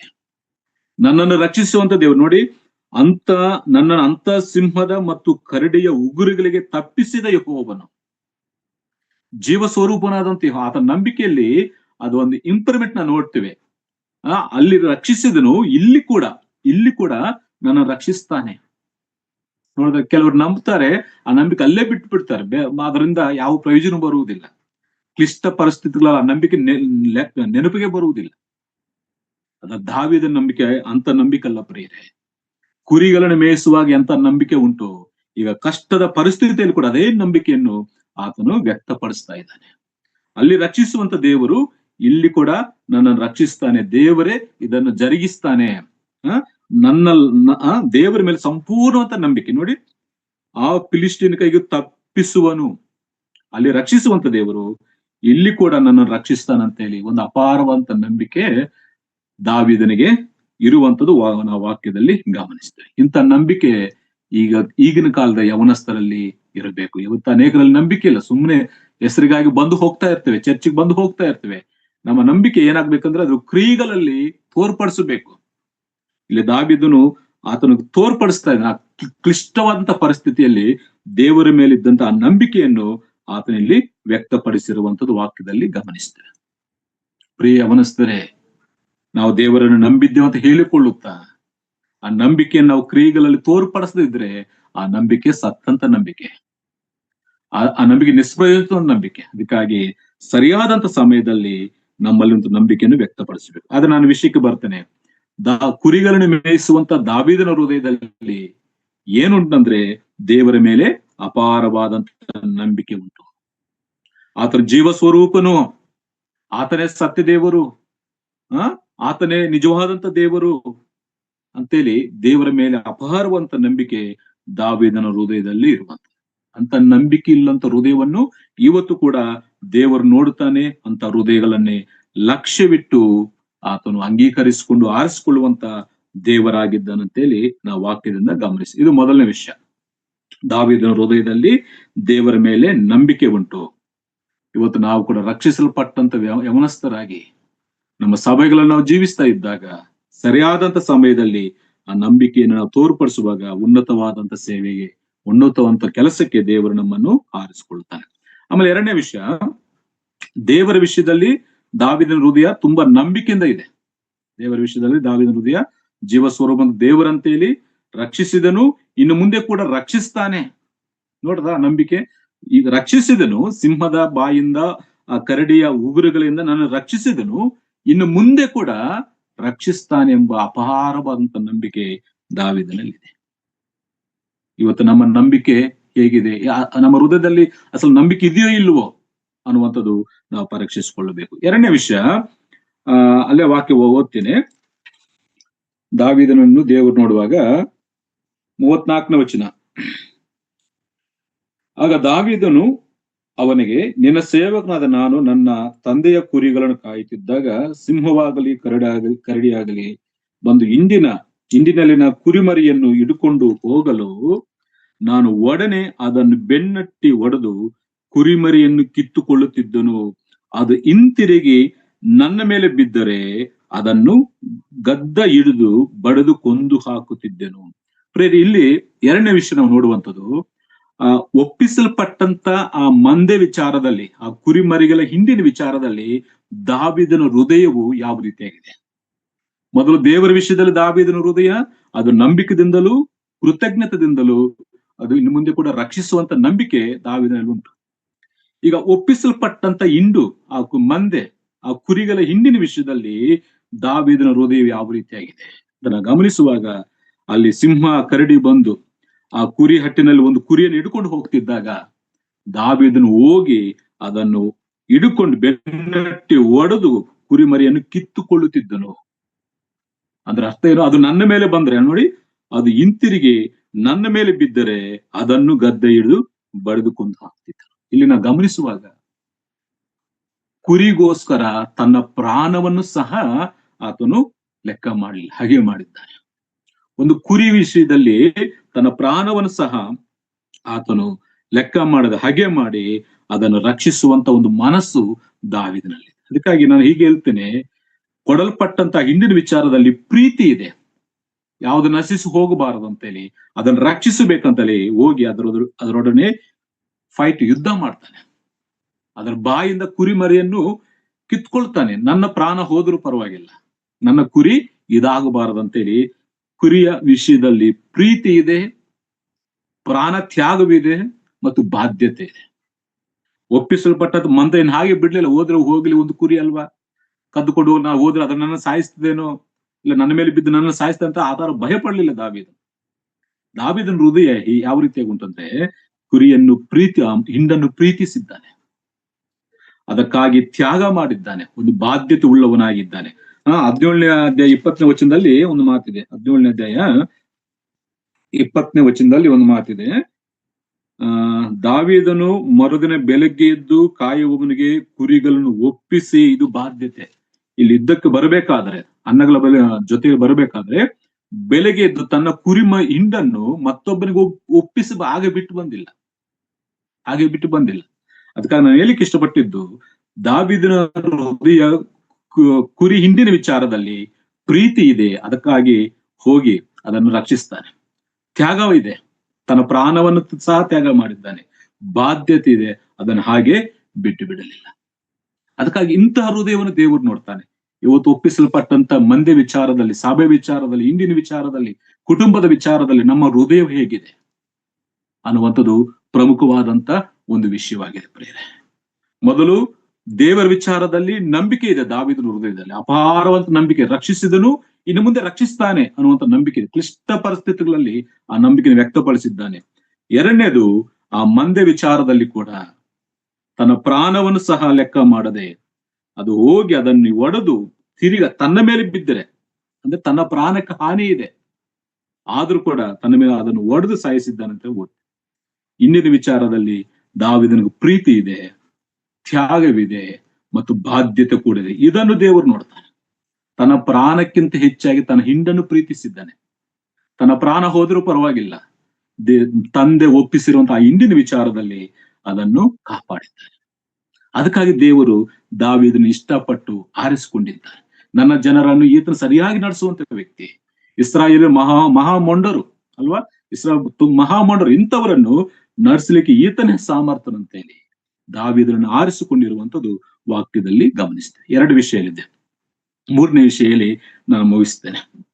3ನೇ ವಿಷಯ ಅದೇ 17ನೇ ಅಧ್ಯಾಯ ದಾವೀದನಲ್ಲಿ ನಾನು ಓದುವಂಥದ್ದು. 3ನೇ ವಿಷಯ ಏನ್ ಮಾಡಿದೆ ಅಂದ್ರೆ 17ನೇ ಅಧ್ಯಾಯ 39ನೇ ವಚನ ಓದ್ತೀನಿ ನೋಡಿ.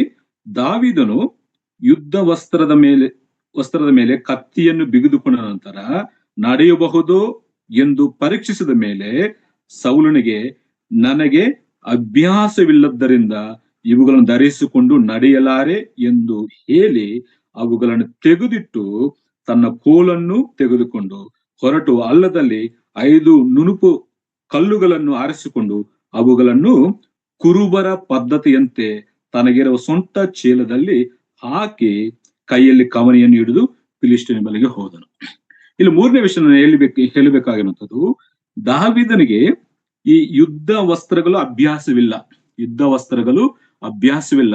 ಆದ್ರೆ ಆತನು ಈ ಕುರಿಗಳನ್ನು ಮೇಯಿಸುತ್ತಾ ಇದ್ದಾಗ ತನಗಿರುವಂತ ಆ ಸಮಯವನ್ನು ವ್ಯರ್ಥ ಮಾಡಿಕೊಳ್ಳದೆ ಕೆಲವೊಂದನ್ನು ಆತನು ಅಭ್ಯಾಸ ಮಾಡಿಕೊಂಡಿದ್ದಾನೆ. ಏನ್ ಅಭ್ಯಾಸ ಮಾಡಿಕೊಂಡಿದ್ದಾನೆ? ಈ ಕವನೆಯಲ್ಲಿ ಕಲ್ಲಿಟ್ಟು ಹೇಗೆ ಹೊಡೆಯಬೇಕು ಅದು ಅಭ್ಯಾಸ ಮಾಡಿಕೊಂಡಿದ್ದಾನೆ. ಮತ್ತು ಇನ್ನೊಂದು 16ನೇ ಅಧ್ಯಾಯ ನೋಡಿ, 16ನೇ ಅಧ್ಯಾಯ 15ನೇ ವಚನ. ಸೇವಕರಲ್ಲೊಬ್ಬನು ಅವನಿಗೆ, ಬೆತ್ಲೆಹೇಮಿನವನಾದ ಇಷ್ಯನ ಮಗನನ್ನು ನೋಡಿದ್ದೇನೆ, ಅವನು ಚೆನ್ನಾಗಿ ಬಾರಿಸಬಲ್ಲವನು,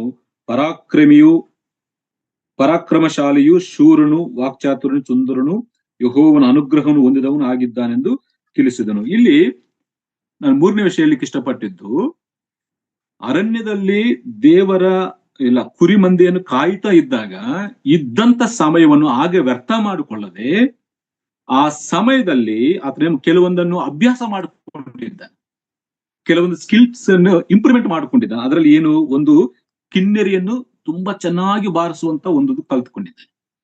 ಇನ್ನೊಂದು, ಈ ಕವನೆಯಲ್ಲಿ ಕಲ್ಲಿಟ್ಟು ಒಡೆಯುವಂತದನ್ನು ಚೆನ್ನಾಗಿ ಕಲಿಸ್ಕೊಂಡಿದ್ದಾನೆ. ಇವೆಲ್ಲ ಕಲ್ತುಕೊಂಡಿದ್ದರಿಂದ ಮುಂದಿನ ದಿನಗಳಲ್ಲಿ ಅವೇ ದಾವೀದನಿಗೆ ಉಪಯೋಗ ಆಗಿದ್ದಾವೆ. ಈಗ ಸೌಲನಿಗೆ ದುರಾತ್ಮ ಬಂದು ಹಿಡಿದಾಗ ಆ ಚಮತ್ಕಾರದಿಂದ ಇದು ಕಿನ್ನಿರ ಬಾರಿಸುವಂತ ಒಬ್ಬನು ಬೇಕಾಗಿತ್ತು. ಅದ ದಾವೀದನ ಅರಣ್ಯದಲ್ಲಿ ಅದನ್ನು ಚೆನ್ನಾಗಿ ಕಲ್ತುಕೊಂಡಿದ್ದರಿಂದ ದಾವೀದನನ್ನು ಕರ್ಕೊಂಡು ಬಂದಿದ್ದಾರೆ. ಈಗ ಗೊಲ್ಯಾತನ ಸಾಯಿಸ್ಲಿಕ್ಕೆ ಯಾವ್ದು ಉಪಯೋಗ ಬಂತಂದ್ರೆ, ಈ ಅರಣ್ಯದಲ್ಲಿ ಯಾವ್ದು ಅಭ್ಯಾಸ ಮಾಡಿದ್ದಾನೋ ಆ ಕವನೆಯಲ್ಲಿ ಕಲ್ಲಿಟ್ಟು ಒಡೆಯುವಂತ ಕೆಲಸ, ಅದನ್ನ ಅಭ್ಯಾಸ ಮಾಡ್ಕೊಂಡಿದ್ದಾನೋ ಅದೇ ಉಪಯೋಗ ಆಯ್ತು. ಯಾಕಂದ್ರೆ ನಾನು ಹೇಳಿಕ್ಕೆ ಇಷ್ಟಪಟ್ಟಿದ್ದು 3ನೇ ವಿಷಯ ಏನಂತಂದ್ರೆ, ದಾವೀದನು ತನಗೆ ಕೊಟ್ಟಂತ ಸಮಯವನ್ನು ಅದ್ರ ವ್ಯರ್ಥ ಮಾಡಿಕೊಂಡಿಲ್ಲ. ಸಮಯದ ವಿಷಯದಲ್ಲಿ ದಾವೀದನ ಹೃದಯ ವ್ಯರ್ಥ ಮಾಡಿಕೊಳ್ಳದೆ ತನ್ನ ಜೀವನಕ್ಕೆ ಬೇಕಾಗಿರುವಂತ ಕೆಲವೊಂದು ಅಭ್ಯಾಸಗಳನ್ನ ಆತನು ಮಾಡಿಕೊಂಡಿದ್ದ. ಒಂದು ಕಿನ್ನಿರ ಬಾರಿಸುವಂಥದ್ದು, ಕವನೆಯಲ್ಲಿ ಕಲ್ಲಿಟ್ಟು ಹೊಡೆಯುವಂಥದ್ದು, ಮತ್ತು ಕೋಲು ಕೂಡ ಇದೆ. ಕೆಲವೊಂದು ಅಭ್ಯಾಸಗಳು ಮಾಡಿಕೊಂಡಿದ್ರಿಂದ ಅವನ ಜೀವನದಲ್ಲಿ ಅದೇ ಪ್ರಯೋಜನವಾಯಿತು. ಅದಕ್ಕೆ 3ನೇ ವಿಷಯ, ಕೊಟ್ಟಂತ ಸಮಯ ವಿಷಯದಲ್ಲಿ ತನ್ನ ಹೃದಯವು ಸರಿಯಾಗಿ ಅದನ್ನು ಉಪಯೋಗಿಸಿಕೊಂಡಿಲ್ಲ, ವ್ಯರ್ಥ ಮಾಡಿಕೊಂಡಿಲ್ಲ.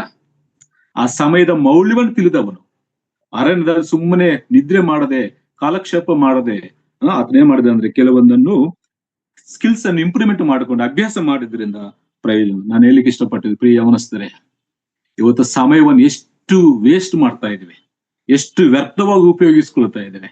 ಬೆಳಗಿಂದ ಸಂಜೆವರೆಗೂ ಮೊಬೈಲ್ ಇಟ್ಟುಕೊಂಡು ಎಷ್ಟು ರೀಲ್ಸ್ ನೋಡ್ತಾ ಇದ್ದೇವೆ. ಎಷ್ಟು ಪ್ರಯೋಜನವಾಗ್ತದೆ? ನಮ್ಮ ಜೀವನಕ್ಕೆ ಏನು ಪ್ರಯೋಜನವಾಗ್ತದೆ? ಈಗ ದಾವೀದನ ಅರಣ್ಯದಲ್ಲಿ ಆ ಸಮಯವನ್ನು ಉಪಯೋಗಿಸಿಕೊಂಡಿದ್ದರಿಂದ ಅದು ಜೀವನದಲ್ಲಿ ಪ್ರಯೋಜನವಾಯಿತು, ದಾವೀದನಿಗೆ ಅದು ಉಪಯೋಗವಾಯಿತು. ದೇವರು ಅದನ್ನು ನೋಡ್ತಾನೆ.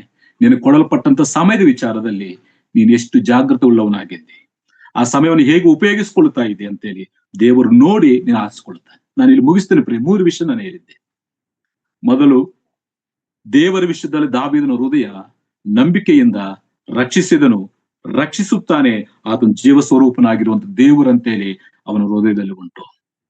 2ನೇದು, ಕೊಡಲ್ಪಟ್ಟಂತ ಆ ಹಿಂದಿನ ವಿಚಾರದಲ್ಲಿ ಪ್ರೀತಿ, ತ್ಯಾಗ, ಬಾಧ್ಯತೆ ಉಳ್ಳವನಾಗಿದ್ದನು. ತನ್ನ ಪ್ರಾಣಕ್ಕಿಂತ ಹೆಚ್ಚಾಗಿ ತನ್ನ ಹಿಂಡನ್ನು ಪ್ರೀತಿಸಿ ಅದನ್ನು ರಕ್ಷಿಸಿದನು. 3ನೇದಾಗಿ, ಇರುವಂತ ಸಮಯವನ್ನು ವ್ಯರ್ಥವಾಗಿ ಉಪಯೋಗಿಸಿಕೊಳ್ಳದೆ, ಇಡೀ ದಿನ ಉಪಯೋಗಿಸಿಕೊಳ್ಳದೆ ಅದರಿಂದ ಕೆಲವೊಂದು ಸ್ಕಿಲ್ಸ್ ಅನ್ನು ಆತನು ಇಂಪ್ರೂವ್ಮೆಂಟ್ ಮಾಡಿ, ಟ್ರೈನಿಂಗ್ ಅಭ್ಯಾಸ ಮಾಡಿಕೊಂಡು ಅದನ್ನು ಉಪಯೋಗಿಸಿಕೊಂಡಿದ್ದಾನೆ. ಪ್ರಿಯರೇ, ಇವತ್ತು ಯವನಸ್ಥರಾಗಿಂತ ನಮ್ಮನ್ನು ದೇವರು ಆರಿಸಿಕೊಳ್ಳಬೇಕಾದ್ರೆ ಇಂಥ ವಿಚಾರಗಳನ್ನು ನೋಡ್ತಾನೆ. ನಮ್ಮ ಹೃದಯವನ್ನು ನೋಡ್ತಾನೆ. ದೇವರ ಮೇಲೆ ನಮ್ಗೆ ಎಷ್ಟು ನಂಬಿಕೆ ಇದೆ, ಎಷ್ಟು ಕೃತಜ್ಞತೆ ಇದೆ, ಯಾವ ಸಮಯದಲ್ಲಿ ನಮ್ಮ ನಂಬಿಕೆಯನ್ನು ವ್ಯಕ್ತಪಡಿಸ್ತಾ ಅಂತ ಹೇಳಿ ಇದನ್ನು ನೋಡುವಂತ ದೇವರು. ಎರಡನೇದಾಗಿ ನಮಗೆ ಕೊಡಲ್ಪಟ್ಟಂತ ಇಲ್ಲ ನಮ್ಮ ಕೆಲಸ, ನಮ್ಮ ಕುಟುಂಬ, ನಮ್ಮ ಸಭೆ, ನಮ್ಮ ಉದ್ಯೋಗ ಏನಾಗಿರ್ಬೋದು, ಅದರ ವಿಚಾರದಲ್ಲಿ ನಮ್ಮ ಮನಸ್ಸು, ನಮ್ಮ ಹೃದಯ ಹೇಗಿದೆ ಅದನ್ನು ನೋಡ್ತಾನೆ. ಮೂರನೇದಾಗಿ ನಮಗೆ ಕೊಡಲ್ಪಟ್ಟಂತ ಸಮಯವನ್ನು ನಾವು ಹೇಗೆ ಉಪಯೋಗಿಸಿಕೊಳ್ತಾ ಇದ್ದೇವೆ. ಸಮಯ ಬಹು ಬೆಲೆಯುಳ್ಳದ್ದನ್ನು ಎಫೆಸ ಪತ್ರಿಕೆ 5ನೇ ಅಧ್ಯಾಯ ಓದ್ತೀವಲ್ಲ, ಅದು ಬೆಲೆಯುಳ್ಳದ್ದು. ಅದನ್ನು ನಾವು ಸದ್ವಿನಿಯೋಗ ಪಡಿಸ್ಕೊಳ್ಬೇಕು. ಅದರಲ್ಲಿ ಕೆಲವೊಂದನ್ನು ನಾವು ಇಂಪ್ಲಿಮೆಂಟ್ ಮಾಡಿಕೊಳ್ಳಬೇಕು. ಅದು ನಮ್ಮ ಮುಂದಿನ ಜೀವನಕ್ಕೆ ಅದು ಪ್ರಯೋಜನವಾಗುತ್ತೆ. ಅದಕ್ಕಾಗಿ ದಾವೀದನ ಆರಿಸಿಕೊಳ್ಳಿಕ್ಕೆ 3 ಕಾರಣಗಳು. ದಾವೀದನ ಹೃದಯದಲ್ಲಿ ನಂಬಿಕೆ ಉಂಟು, ಆ ನಂಬಿಕೆ ಕೃತಜ್ಞತ ಹೃದಯ. 2, ಇಂದಿನ ವಿಚಾರದಲ್ಲಿ ಪ್ರೀತಿ, ತ್ಯಾಗ, ಬಾಧ್ಯತೆ ಉಂಟು. 3ನೇ, ಕೊಡಲ್ಪಟ್ಟಂತ ಸಮಯವನ್ನು ವ್ಯರ್ಥ ಮಾಡಿಕೊಳ್ಳದೆ ಕೆಲವೊಂದನ್ನು ಅಭ್ಯಾಸ ಮಾಡಿಕೊಂಡಿದ್ದರಿಂದ ಅವು ಮುಂದಿನ ದಿನಗಳಲ್ಲಿ ಅವನಿಗೆ ಪ್ರಯೋಜನಕರವಾಯ್ತು. ಅದಕ್ಕಾಗಿ ಪ್ರಿಯ ಯವನಸ್ಥರೇ, ಇವತ್ತು ದೇವರು ನಮ್ಮನ್ನು ಆರಿಸಿಕೊಳ್ಬೇಕಾದ್ರೆ, ಉನ್ನತವಾದ ಕೆಲಸಕ್ಕೆ ನಮ್ಮನ್ನು ನೇಮಿಸಬೇಕಾದ್ರೆ ನಮ್ಮ ಹೃದಯವನ್ನು ನೋಡ್ತಾನೆ, ನಮಗೆ ಕೊಡಲ್ಪಟ್ಟಂತ ಕೆಲಸವನ್ನು ನೋಡ್ತಾನೆ, ಕೊಟ್ಟಂತ ಸಮಯವನ್ನು ನೋಡ್ತಾನೆ. ಇದರಲ್ಲಿ ನಾವು ಹೇಗಿದ್ದೀವೋ ನಮ್ಮನ್ನು ನಾವು ಪರೀಕ್ಷಿಸಿಕೊಂಡು ದೇವರ ಕೈಯಲ್ಲಿ ಉಪಯೋಗ ಆಗುವಂತ ಸಾಧನಗಳಾಗಿ ನಾವು ಜೀವಿಸೋಣ. ಆ ರೀತಿಯಾಗಿ ಜೀವಿಸ್ಲಿಕ್ಕೆ ದೇವರ ಆತ್ಮನು ನಮ್ಗೆ ಸಹಾಯ ಮಾಡ್ಲಿ. ದೇವರು ಕೊಟ್ಟಂತ ಮಾತುಗಳು ಮುಗಿಸುತ್ತಾ ನಿಮ್ಮೆಲ್ಲರಿಗೆ ನನ್ನ ಧನ್ಯವಾದ ತಿಳಿಸ್ತಾ ಇದ್ದೇನೆ. ಎಲ್ಲರಿಗೆ ಧನ್ಯವಾದ.